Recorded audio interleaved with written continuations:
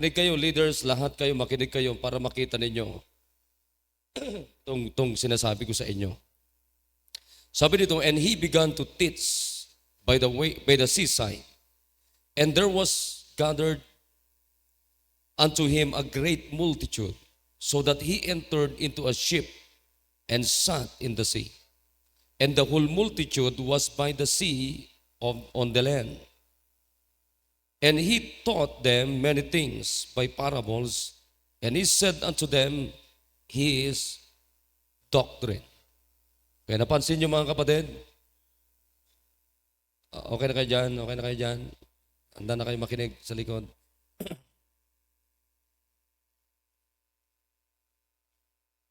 Tingnan niyo yung Panginoon, nung ang Panginoon nandun sa seaside, open, ano to mga kapatid, open field ito. Napansin niyo? Saan nagtitipon yung multitude, mga kapatid? Doon sa great multitude, open field, walang ganito. Ha? So, anong tinuturo ng Panginoon sa kanila? His doctrine. Is that clear mga kapatid? Is it man's doctrine or Christ's doctrine? Very clear, di ba? Hindi doctrine. Pag sinabi natin doctrine means set of truth. Truth. It's a set of truth. Yan ang ibig sabihin ng doctrine. So makita ninyo, malinaw naman dito na ang tinuturo ni Kristo dito is His doctrine. It's the truth. It's not a man's doctrine, but it's His own doctrine. Nakuha niyo mga kapatid? Tuloy natin. Hearken, behold, there went out a sower to sow. And it came to pass, as he sowed, some fell by the wayside, and the fowls of the air came and devoured it up. And some fell on the stony ground, where it had not much earth, and immediately it sprang up, because it had no depth of earth. But the sun was up, it was scorched, and because it had no root, it withered away. And some fell among thorns, and the thorns grew up and choked it, and it yielded no fruit. And other fell on good ground,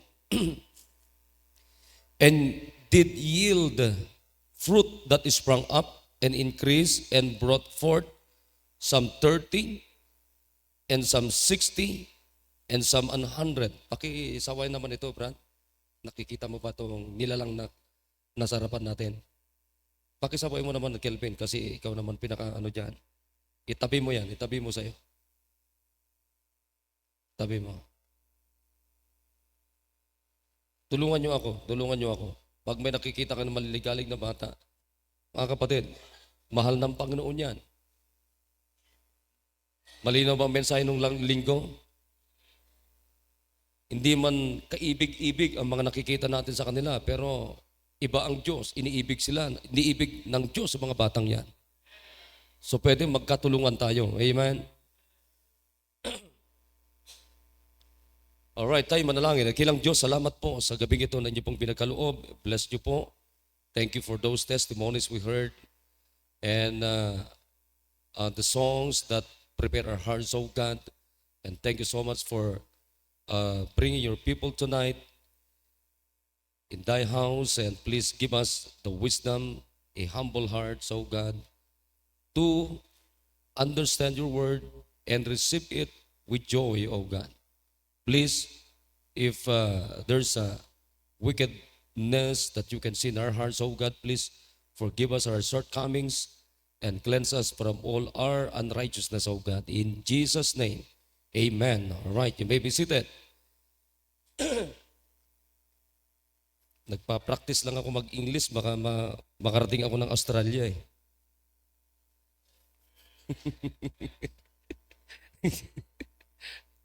Australian street.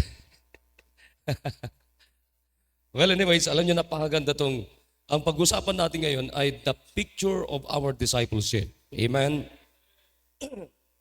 The picture of our discipleship. So makita niyo yung Panginoon dito, he's on the seaside teaching people, great multitude.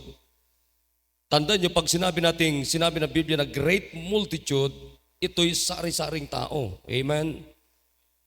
Of course, kasama dito yung mga disciples, yung mga apostles, kasama dito, the 12 apostles. So para maunawaan ang mga tao, mga kapatid, yung teaching ng Panginoon Kristo, what is his teaching? His doctrine. Amen? So tandaan nyo yan. What is doctrine? Set of truth. So, para maunawaan yung mga audience ng Panginoon, gumagamit ang Panginoon, kung tawagin ang Bible, tawagin niya ay parables. And what is parables? Paulit-ulit na naririnig nyo, nauunawaan nyo, madalas yung marinig yung parables. Sabi nga natin, ang parables is an earthly story with a heavenly meaning. Amen? That's parable means. Earthly story with a heavenly meaning. Ganun pa man, mga kapatid, ang magandang maunawaan natin dito is the doctrine of the Lord Jesus Christ. This is not my doctrine. This is not your doctrine, but it is Christ's doctrine.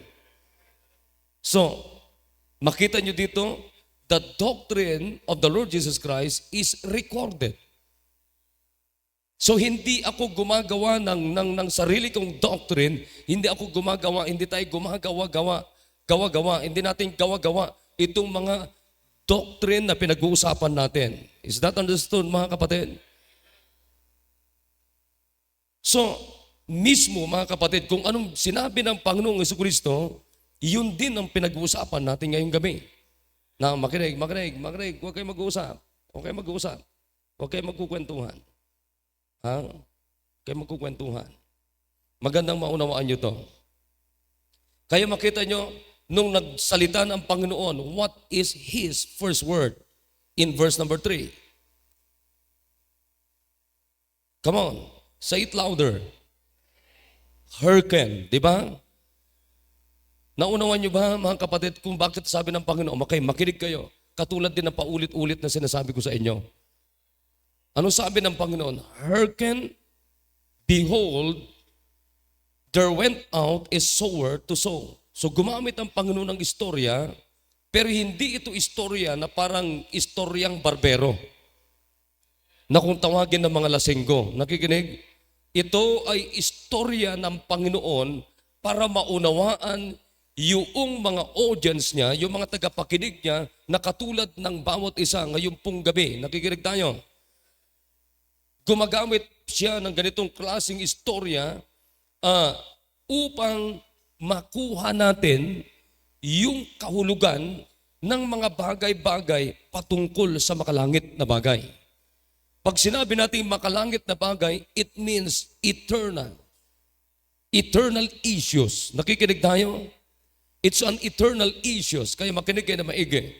So that, sabi ng Bible dito, merong isang naghahasik, merong isang nagtatanim. The sower. He sowed a seed. Sabi ng Bible dito.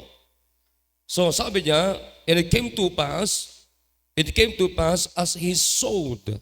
Nagtanim na siya. Naghasik na siya.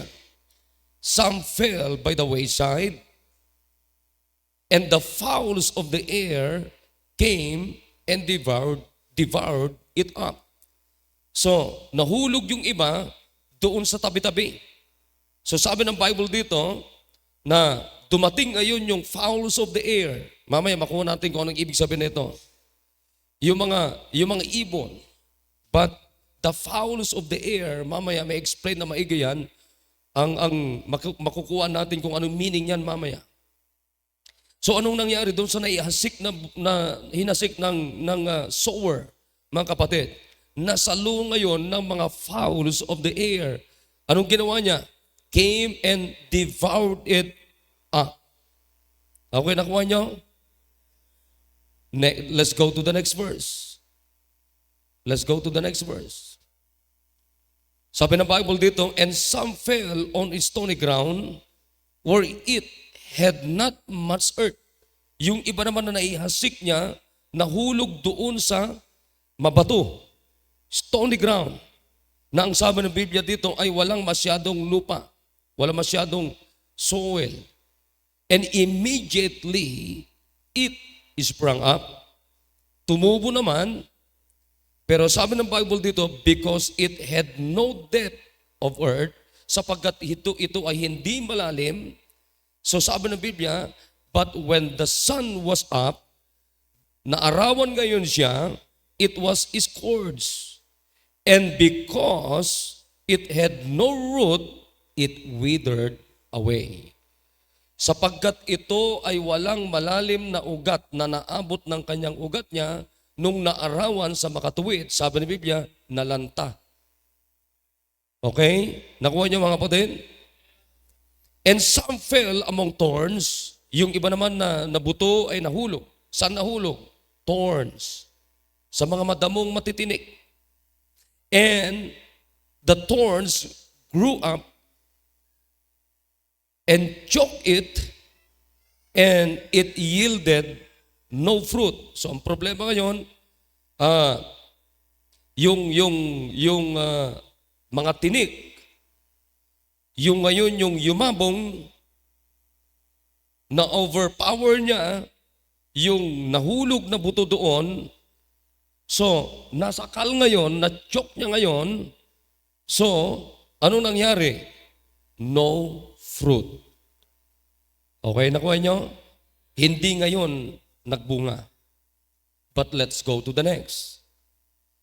And other fell on good ground and did yield fruit that sprang up and increased and brought forth some 30 and some 60 and some 100. Yung ibang buto naman mga kapatid ay nahulog doon sa magandang ground. Alright? Nakinig kayo? So ano nangyari? Sapagkat ito'y napakagandang ground, hindi mabato, hindi matinik, hindi sa tabi-tabi lamang, kundi it's a good ground. So what's happened? And did yield fruit that sprang up and increase. So, tumubo, lumago, nang lumago, at ang sabi ng Bible dito, and brought forth. Nagbunga ngayon. Nakikinig? And some 30, and some 60, and some 100. So napansin nyo dito mga kapatid, nagbunga yung good ground, pero mapansin nyo dito, hindi man pare-parehas yung naging bunga, pero ang mahalaga dito, nagbunga. Bakit nagbunga? Sapagkat napunta yung buto sa good ground. Now, let's go to the clear explanation, interpretation of the Lord Jesus Christ. Alright? Alam nyo, sino nagdala yun nasa paligid mo? Sino nagdala kayo? Alam nyo, maganda sana to kung may katabi sila itong mga disciple ninyo Alam nyo, hindi nyo naiisip to Ikaw na tumabi, Brad? Kelvin, grupo nyo yan di ba? Oh. So, hindi nyo naintindihan sinasabi ko. And he said unto them, he that hath ears to hear, let him hear. Kaya alam nyo, pag nakikinig kayo ng salita ng Diyos, pumunta kayo dito para manambahan, wala tayong ibang pakunain kundi Word of God. Word of God. Nakikinig kayo? Now, ito na ngayon. Sabi ng Biblia dito, sabi ng Panginoong Kristo, and He said unto them, He that hath ears to hear, let him hear. Now, may ask you, mga kapatid, meron ba kayong tenga ngayong gabi? So what's the use of our ears? To hear. Di ba? Kaya wag na dapat kayo magkukwentuhan sa pagkatabi nyo. Ang pinakamaganda, makinig tayo sapagkat ang sabi ng Biblia, pag tayo nakinig ng nakinig, mga kapatid, anong mapuproduce nun? Faith. Because faith comes from hearing and hearing from the Word of God. So hindi kayo nakikinig, mga kapatid, wala kayong mabubuo, wala kayong matatanggap na pananampalataya. What is pananampalataya? What is faith? Faith is trusting, believing, and trusting God based on His Word. That is faith means. Amen? Paano ka magtitiwala sa Panginoon? Hindi, bunga yan, product yan ng pakikinig mo. So sa makatuwid, mga kapatid, if you're not listening from the Word of God, wala kang matatanggap na pananampalataya. Sa makatuwid, kung wala kang pananampalataya, wala kang Diyos. Wala kang Diyos, mga kapatid. Wala kang Diyos na totoo. So let's go to verse number 10. And when He was alone, they that were about Him with the 12 asked of Him the parable. So tinanong nila kasi pati yung mga apostles, mga kapatid, hindi rin nila maunawaan. So ito na ngayon, nagpaliwanag na ngayon ng Panginoon what is really the interpretation, the meaning of the parable na binigyan ng Panginoon. Alright, makinig kayo na maigi sa napakaganda.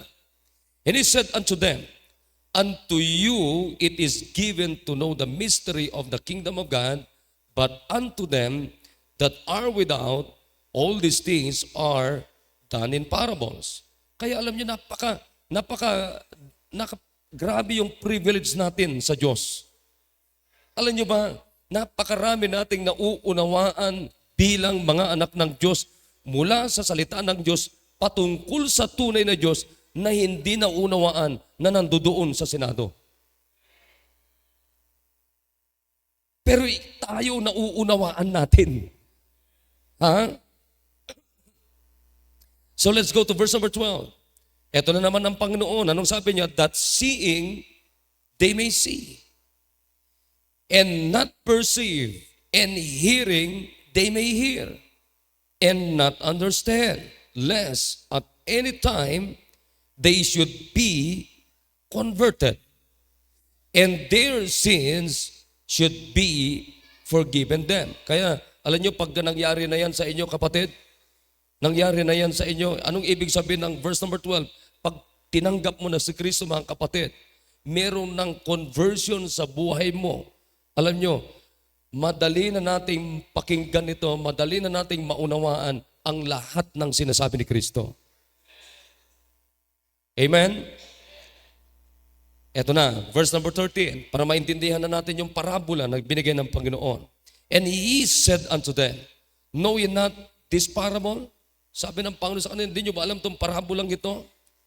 How then will ye know all parables? Ito na, verse number 14. The sower soweth the word. Now, ito na ngayon. Yung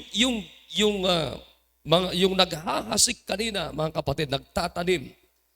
Ano yung itinatanim ng nagtatanim? Word. Sa madaling sabi, mga kapatid, like for example, nagso-soul winning ka. Anong sinasabi mo?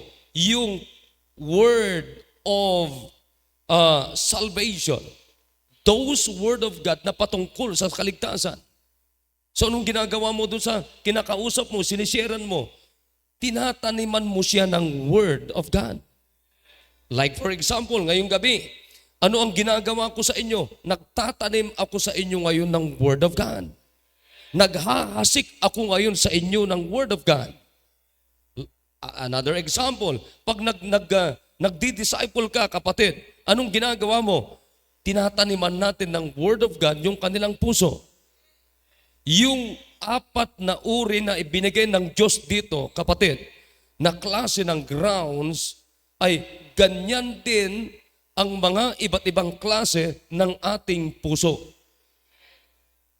When we say heart, it's not talking our physical heart, but it's talking, mga kapatid, our souls, our mind, the real you and me. Nakikinig tayo? Yung totoong ikaw at totoong ako. Kaya dito ngayon, ipinakita ng Panginoon kung ano itong apat na iba't ibang uri ng tao. Ha? Hindi nyo ba alam na may mga tao na mabato ang puso? Ibig sabihin, matigas ang puso. Amen? May mga tao, mga kapatid, na medyo matinik ang puso. May mga tao din, mga kapatid, na parang nasa gilid-gilid lang. Ha? Pero may mga tao rin, mga kapatid, na tinatawag na may magandang puso. Pero mga kapatid, ako'y naniniwala na kahit matigas ang puso natin, pwedeng palambutin ng Diyos. Kahit na marumi, ibig sabihin ng thorns, mga kapatid, ibig sabihin marumi yung puso natin, pero kayang linisan ng Diyos yung thorny hearts natin. Kahit na sabihin natin na, nasa tabi-tabi lang itong hindi maganda itong puso ko. Pero mga kapatid, lahat ng yan pwedeng maging good ground. But let us see, mga kapatid, ano ang resulta pagka yung puso natin manatili sa wayside, pagka yung sarili natin ay nanatili sa wayside, nanatili sa rock side, nanatili sa thorn side, or stony side, stony ground. So let's see kung ano ang mangyayari pag nanatili yung ating kalagayan sa ganung kalagayan. Alright, nakikinig tayo? Simulan na natin. Verse number 15, sundan ninyo. And these are they by the wayside. Alright. Saan pa po? Wala nang tatayo-tayo eh. Kasi nakaka-distract kayo eh. Sino yung umalis dyan? Dapat makinig na tayo, focus na tayo. Nakikinig tayo. And then sabi ng Bible dito, and these are they by the wayside were the word sown, but when they have heard, wayside, yung wayside. Now, let me describe the word wayside. Alam niyo ba yung wayside, ang ibig sabihin niyan? Bago tayo tumuloy, mga kapatid. The implication of the word wayside, it means to progress. To progress. It means pwedeng umigi, pwedeng umayos, pwedeng may pagsulong na tinatawag. Naunawan nyo? Kapatid, ako'y naniniwala, and I believe you will also agree with me, na kahit anong uring puso natin, basta tayo, mga kapatid, ay na tumanggap tayo ng salita ng Diyos, pwedeng maging good heart, good ground yung ating puso. Naunawan niyo, mga kapatid? Pwedeng maging progreso yung ating puso. Naintindihan natin? In other words, kahit gaano kahirap na ang buhay na pangkasalukuyan na buhay ng bawat isa, pero naniniwala ko, mga kapatid, pag may Kristo tayo, totoo lamang yung pagtanggap natin kay Kristo. Mga kapatid, pwede tayong umasenso. Naintindihan natin? And then, tuloy natin. So, anong mangyayari pag mananatili tayo doon? Sabi ng Biblia, were the word sown, but when they have heard, makinig kayo. Makinig kayo na maigi. Sapagkat pwede tayong maging ganito. Amen? Tingnan nyo, pag naririnig natin yung salita ng Diyos, akala lang natin na sa ating salita ng Diyos, pero hindi nyo alam pag hindi tayo hindi tayo totoong tumatanggap ng salita ng Diyos. Katulad yan, paantok-antok kayo. Nagkukwentuhan kayo. Naunahan nyo? Pag preaching time, mga kapatid, it's time to listen. When preaching time is going on, it's time to listen every people of God and get it and receive it with joy, the Word of God. Or else, anong gagawin ng diablo? May kalaban. Ano sabi niya? Satan cometh immediately and taketh away the word that was sown in their hearts. Ano niyo mga kapatid? Kaya hindi nyo ba napapansin? Pare-parehas naman ang preaching niya, naririnig nyo, pero magkakaiba ang ugali nyo. Yung iba good ang ugali, excellent ang ugali, pero yung iba salbahay pa rin. Bakit? Kasi during preaching time, sa halip na makinig kayo, kaya nga makita nyo yung unang sinabi ng Diyos. Ano sabi niya? Hearken. Di ba? Ano pang sinabi ng Panginoon? He that hath ears to hear, let him hear. Kaya dapat ganun tayo. Pag naumupo na kayo dyan, ang sabi ko nga sa inyo noong nakaraang linggo, kapatid, pagka kumanta na yung choir, makinig na kayo. Sapagkat yung kinakanta ng choir, may mensahe yun. Pag kumanta na yung special number, makinig pa rin kayo sapagkat may mensahe na yon. Lalo na pag preaching time. Or else, mga kapatid, ganito pa ang sinasabi ng iba. Ano pang sasabi ng mga kasambahin ninyo? Kita mo? Pasimba-simba ka? Galing ka ng simbahan? Yan bang tinuturo ng simbahan nyo? My goodness. Narinig nyo na ba yung sinasabi ko?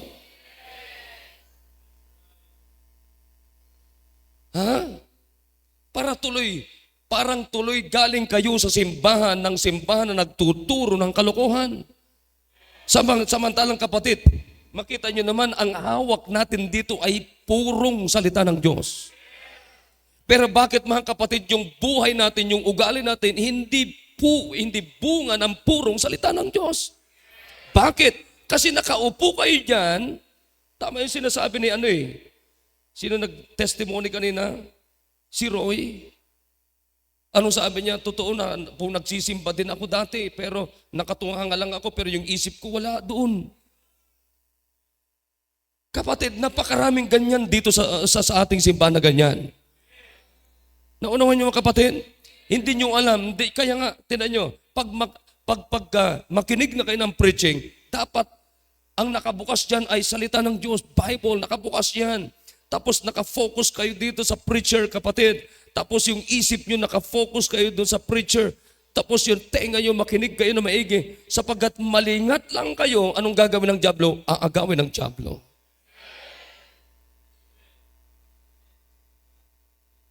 Kaya makita nyo, nagsimba ka ng Sunday morning, nagsimba ka ng Sunday evening, kapatid, nagsimba ka rin ng Wednesday, nagsimba ka rin, kapatid, ng discipleship service Saturday, pero bakit hindi ka pa rin soul winner? Bakit wala ka pa rin puso sa pagdidisciple, pag-aakay ng kaluluwa? Because ang akala mo lang kasi, pag nakaupo ka na dyan, automatic na naman na tatanggap ka na ng salita ng Diyos, hindi mo alam, ninanakaw ng diablo. Is that in the Bible? Di ba ang linaw yan, mga kapatid? Satan cometh immediate. Paano dumarating si Satanas para agawin salita ng Diyos? Immediately. Amen? And take it away. Anong kinukuha ng diablo? The word that was sown in the hearts. Dapat mailagay na yun sa puso mo, pero hindi nakarating sa puso mo. Bakit? Sinalo ka agad ng diablo. Kaya makita mo, bakit diablo ang nakasalo? Kasi tulog ka eh. Bakit diablo ang nakasalo, kapatid? Kasi masama loob mo. Di ba? Bakit Diablo ang nakasalo? Kasi nagkukwentuhan kayo. Bakit ang nasalo ng Diablo? Nag-CR ka. Ha? Samantalang pag nanonood ka ng basketball,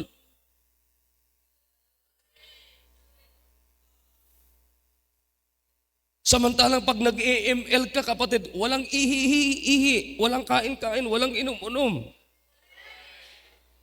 Samantalang mga kapatid, pag nakikinig ka ng preaching, ang likot-likot, CR ng CR, labas ng labas, kung ano. Kaya kapatid, galing nga kayo sa simbahan, pero wala namang kayo natanggap ng salita ng Diyos. Bakit? Kinuha ng Diablo. Kaya ganun pa rin ang pag-uugali. I hope nagkakaunawaan tayo. Ay naku mga kapatid, this is Bible. This is not me. Nagkakaunawaan ba tayo? Kaninong doctrine ito? Kaninong doctrine? Christ. Ito ba makatotohanan mga kapatid? Di ba, tinan mo, ang tagal-tagal mo na dito, sinasabi na natin minsan, dyan na yan lumaki sa simbahan. Linawin natin. Saan siya lumaki? Lilinawin natin mga kapatid. Huwag niyong aakusahan ang simbahan na lumaki na dito yung isang tao, kapatid. Samantalang, kung totoong lumaki yan dito, dapat mahal niyang Panginoon. Dapat mahal niyang ministry. Dapat masigasig yan na nag-aakay ng kaluluwa. Pero the fact na hindi natin makikita ito sa isang persona, kahit nandito ka na, simula pa nung wala ka pang hininga, simula pa nung nandito ka sa sinupupunan ng nanay mo, buntis ng nanay mo, nandito ka na, pero kapatid, pagka wala kang tinanggap na salita ng Diyos, kapatid, ikaw pa rin ito. Ikaw yung tao na parang tambay-tambay lang.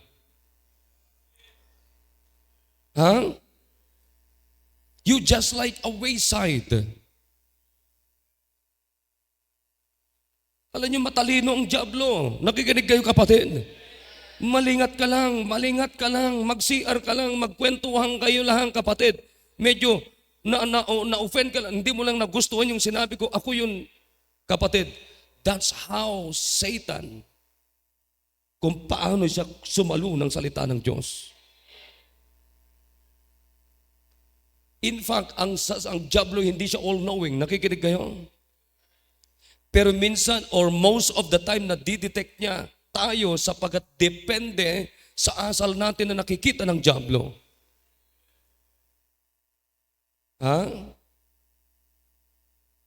Now let's go to the next. So tandaan niyo yan, kapatid. Kung uuwi kayo mamaya na wala kayo natanggap na salita ng Diyos, ikaw to. Taga-wayside ka. Verse number 16. And these are they likewise which are sown on stony. Alam nyo, in Ezekiel, pakibasa nyo na lang ito. Ezekiel 11:19, basahin nyo yan. Ezekiel 32, verse number 26. Sinasabi dyan, basahin nyo na lang pag-uwi nyo mamaya, na kahit na stony yung puso mo, pwedeng baguhin ng Diyos yan. But let's see, brethren, what it means, the word is stony ground, is stony heart. And these are they, likewise, which are sown on stony ground, who, when they have heard the word, anong narinig nila? Word of God. Nakapakinig din, tama? Amen? Narinig din nila yung salita ng Diyos, pero anong nangyari? Immediately receive it with gladness. Meron din siyang natanggap na kasiyahan. Wow, masaya. Nag-full time din siya. Nag-soul winning din siya. Na-baptize din siya. Nag-soul winning din siya. Nagdala din ng bisita. Nag-full time pa, sabi niya, hindi ako aalis ito, kinabukasan malis. Ha? Nakalimutan pa nga niya yung cellphone niya eh. Immediately, ito nangyari. Natuwa din siya, tama? Tama. Nagkaroon din sila ng gladness. But in verse number 17, anong nangyari? And have no root in themselves. Nakikinig kayo, walang kwentuhan, walang kwentuhan. Ano nangyari mga kapatid? Walang ugat. Tama? Walang ugat. Anong nangyari ngayon nung walang ugat? And so, endure but for a time. Medyo tumagal din konti, mga kapatid. Pero anong sabi ng Biblia? For a time. Afterward, when affliction or persecution ariseth for the word's sake, immediately they are, ano nangyari? Yun, amen? Nakuha niyo mga kapatid, nung medyo nahirapan, nung medyo naghahanap na ngayon siya ng mararason niya para umalis. Para ma-offend. Amen? Nakita niya si Dexter. Si Dexter. Kapangit naman to si Dexter na to.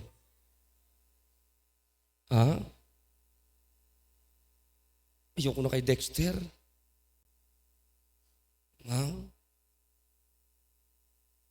Kala ko, ako lang yung niya.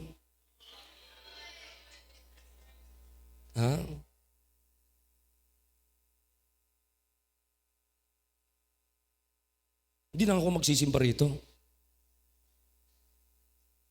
Di ba nakuha niya mga kabataan?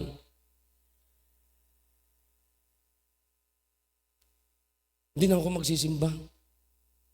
Tapos, binigyan pa nga ako ng papel na na I love you forever.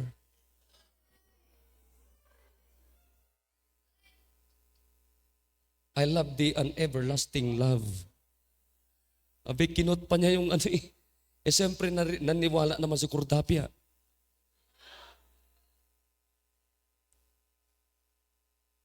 Nakita niya ngayon na medyo may kabiruan si Dexter.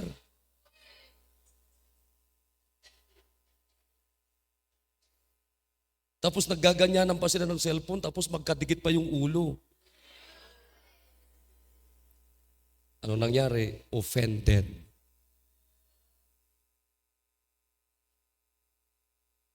Tama? Ang dami kong naririnig na ganyan na kabataan dito. Alam mo, iba nagsasabi pa ng, alam mo, gwapo sana yan, kaya lang. Akala ko, yun, puro akala.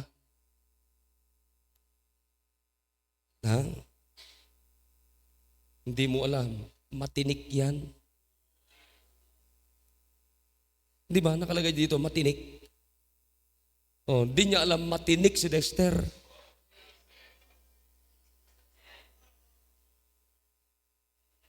Hindi niya alam, mas matinik si Roy.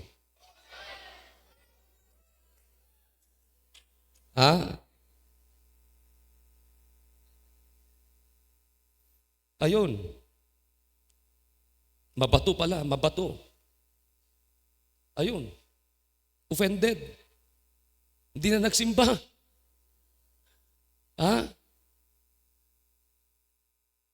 Pagkaraan ng mga ilang taon, bumalik. Nanay, batang-bata.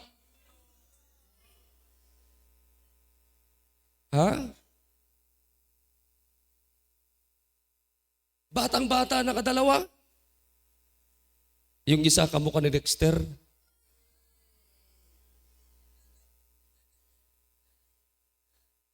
Batang-batang tatay. Kaya kayo mga kabataan, makinig kayo. Amen? Ang bata-bata nyo pa, offend kayo sa walang kakwenta-kwenta. Bakit ka na-offend? Bay, nung una masaya din siya eh. Wow, praise the Lord, praise the Lord, praise the Lord, praise the Lord. Ayun, na-offend, galit na galit. Ano sinasabi? Kayo mga taga-PMA, busy. Samantalang ang nagkasala lang si Dexter. Kaya dapat makinig kayo na maigi. Makinig tayo lahat. Nakikinig tayo. Walang exempted dito. Mula ako sa inyo, mula sa akin hanggang sa inyo. Lahat tayo kapatid, kailangan natin ang salita ng Diyos. Or else, mga kapatid, grabe, siraulo ang kalaban natin. Hindi nyo kalaban si Dexter, hindi nyo ako kalaban, hindi natin kalaban ang bawat isa. Kalaban natin si Satanas. Hindi magnanakaw si Dexter. Sino magnanakaw? Satan. Alam nyo bang salita ng Diyos dapat para sa iyo yan, pero ang ginagawa ng Diablo, ninanakaw niya. Let's go to the next. Ano sabi ng Bible dito? And these are they which are sown among thorns. Yan, tinik. Kung pampasahin nyo kapatid, yung Proverbs 15:19, Proverbs 24:31, makikita nyo dyan, saan nyo masusumpungan yung mga matitinik? Saan nyo masusumpungan yun? According to those verses, masusumpungan natin mga kapatid sa mga tamad na tao. Tuloy natin. Sabi ng Bible dyan, and these are the which are sown among thorns, such as hear the word. Narinig din yung word of God. Amen? 19. Nandiyan na kayo? And the cares of this world and the deceitfulness of riches and the lust of other things entering in. Tignan nyo makinig kayo. Ito ngayon, itong matinik na uri ng puso natin. Madamo, marumi, nakikinig. O tignan nyo ngayon, nakapakinig din siya ng salita ng Diyos, pero ang malungkot dito, dumating yung, sabi ni Biblia, mga bagay na makamundo. Anong nangyari? And the deceitfulness of riches. Medyo nakatikim ng kalokohan ng karangyaan. And the lust of other things entering in. At napasukan pa siya ng mga iba't ibang mga bagay na malalaswa. Anong ginawa ngayon kapatid? Yung narinig niya sa kamunduhang dumating sa kanya, choke the word and it becometh unfruitful. Na makinig kayo mga kapatid. That is why, yan ang rason bakit marami sa atin matatagal na dito, pero yung buhay natin unfruitful pa rin. Hindi nagbubunga. Amen. Hindi nagbubunga. Bakit hindi nagbubunga? Nachuchok tayo ng mundo. Nasasakal tayo ng kamunduhan. Nasasakal ka ng barkada, nasasakal ka ng bisyo, nasasakal ka ng mga babae mo, mga lalaki mo, nakikinig. Sakal ka ngayon ng alak, nasakal ka ngayon ng sigarilyo, nasakal ka ngayon ng marijuana mo, nasakal ka ngayon ng mga barkada mo. Para hindi magbunga ang salita ng Diyos. Bilisan natin. Ito na ngayon. And these are they which are sown on good ground. Dapat ito ang puso natin. Nakikinig tayo mga kapatid? Anong klaseng puso? Good ground.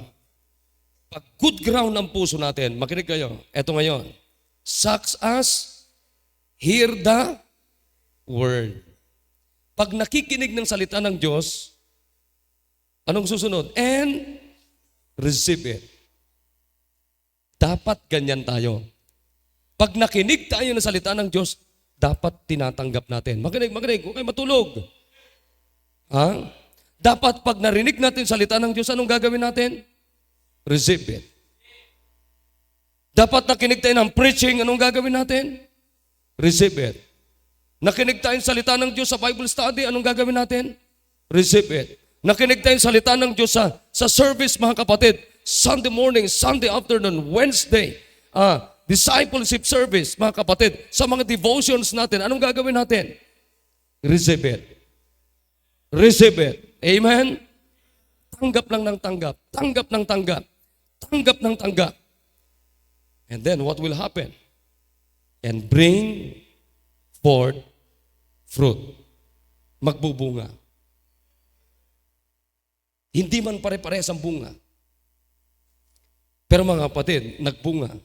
Some 30, some 60, and some 100. Makinig kayo. Huwag niyo kasi pagtabihin sila. Huwag niyo pagtabihin sila. Ha? Halika, Eliasar. Halika. Bilis.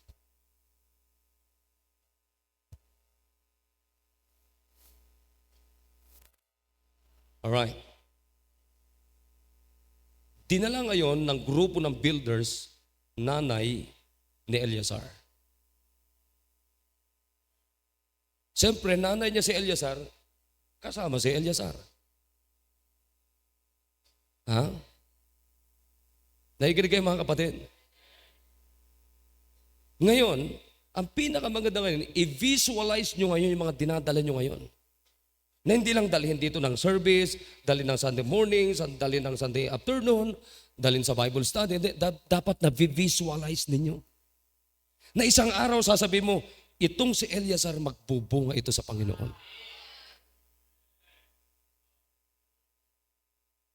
Kaya nga dapat kayo simula ngayon, mamaya sabi ko, pag uwi nyo mamaya, leaders, kayo lahat na nagdi-disciple kapatid, ilagay nyo doon, Eliasar. Ilagay mo ngayon, Eliasar, tapos ilagay mo dito, preacher. Dapat na visualize natin. Nakikinig tayo mga kapatid? Ganun na mag-disciple. Amen? Parang nagtanim ka Nagtanim ka, alam nga na nagtanim ka, pagkatapos iwanan mo na hindi. Nung nagtanim ka, anong ginawa mo? Kinultivate mo. Diniligan mo. Kinultivate mo. Diniligan mo. Inabunuhan mo. Inalagaan mo. Bakit? Kasi gusto mo magbunga. Naintindihan ninyo? Napipicture nyo ba ngayon mga kapatid yung ginagawa natin? Tandaan nyo minsan, yung puso nito kapatid.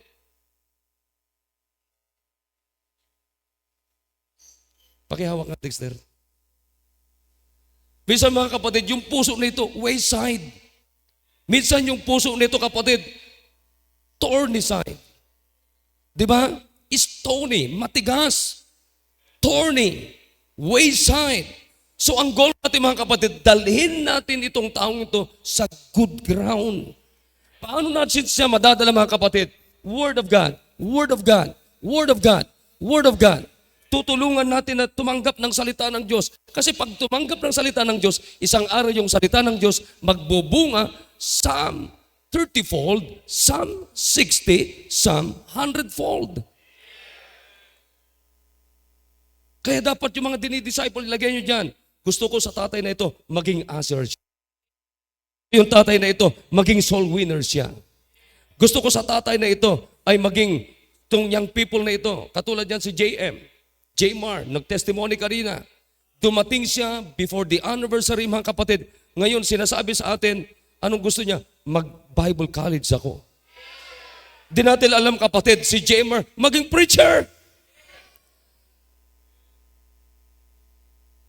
Naunawan niyo ba yung pag-aakay natin ng kaluluwa? I hope na visualize nyo na. I hope na pipicture nyo na mga kapatid. Amen? Ha? Ako, ang pinagpipray ko dito, hindi ko alam. Aba kapatid, hindi man kaibig-ibig yung itsura, yung ugali. Pero sabi ng Biblia, Jesus loves the little children. Amen? Meron din gustong mangyari ang Diyos dito, kapatid. Kaya ganun din dapat tayo. Dapat na-visualize natin yung pag-aakay natin ng kaluluwa. Napipicture natin yung pag-aakay natin ng kaluluwa. Hindi yung dali lang dito, pagkatapos dito, wala na. Hindi. Kinakailangan alagaan mo ito. Kinakailangan tulungan mo ito kasi minsan wayside ang taong ito. Minsan, kapatid, thorn ito, tinik ito. Minsan, stone yung puso niya. Nakikinig tayo? Pero anong kailangan nating gawin sa taong ito? Maging good ground. Bakit? Pagka good ground, kapatid, magbubunga. I hope nakuha niyo ako ngayong gabi. Ha? O tinan mo si Sir Ariel. Abay, malay ba natin na maging preacher din siya? Abay, malay ba natin mga kapatid na ngayon ay may authority na to baptize? Malay ba natin na si Ma'am Apple ay maging superintendent ng ating Sunday school? Ha? Mas mataas ngayon si Ma'am Apple kay Sir Ariel. Superintendent. Ha? Siya, assistant sup lang siya. Ngayon kapatid, sabi ko nga sa mga working nung linggo, sabi ko sa kanila, alam nyo, ang binivisualize ko sa inyo, ako lahat ang magkasal sa inyo.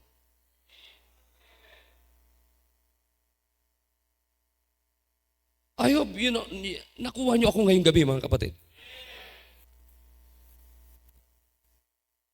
Mangarap man tayo, nakikinig tayo. Mag-set tayo ng goal.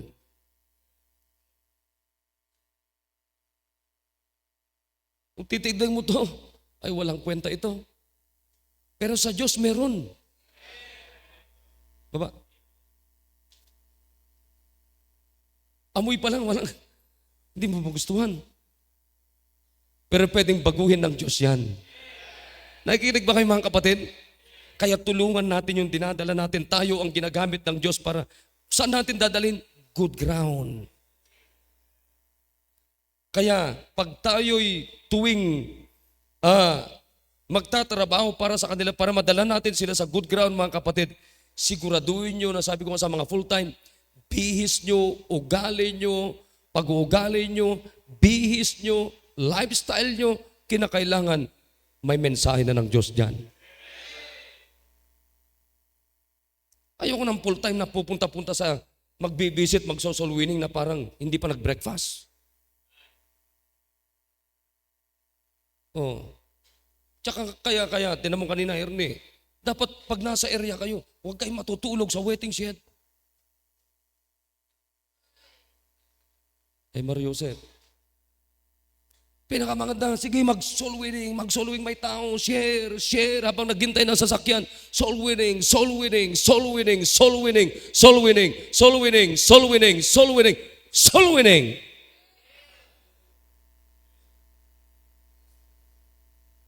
Lalayasan talaga kayo ng mga tao. Pagtamad kayo. Ako, di baling layasan ako ng tao sa kasipagan ko. Pero nakakalungkot, lalayasan ka ng tao kasi tamad ka. So I hope nagkakaunawan tayo ngayong gabi. I hope na visualize nyo na yung ating pag-aakay ng kaluluwa. Amen? Tubay tayo lahat. Come to the altar and kneel down and talk to God. Bilisan natin.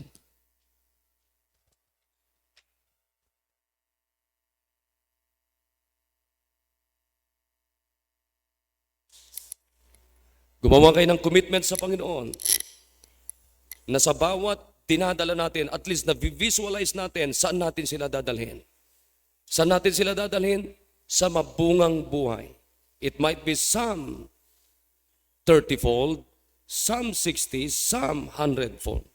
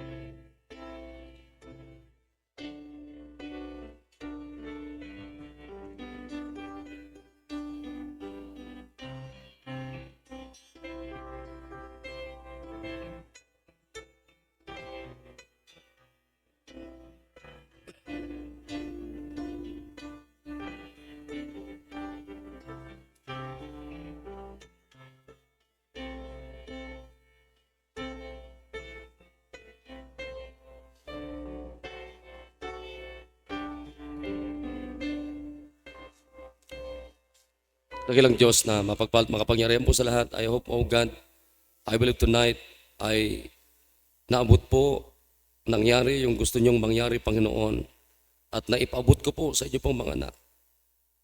I believe, oh God, tonight ay na-visualize na nila yung aming pong pag-aakay ng kaluluwa para po sa inyo. Na dapat meron kaming dumating po sa punto, Panginoon, na yung ginagawa namin at yung mga inaakay namin ay maging mabunga ang buhay nila to serve you, O God. O Diyos, salamat po sa inyong mga anak, tiklop tuhod. Bless niyo po ang kanilang mga commitments na ginawa. At patuloy niyo pong ilagay ang puso niyo sa aming mga puso, Panginoon. To make more disciples, O God. Salamat po sa inyo pong papuri. In Jesus' name, Amen.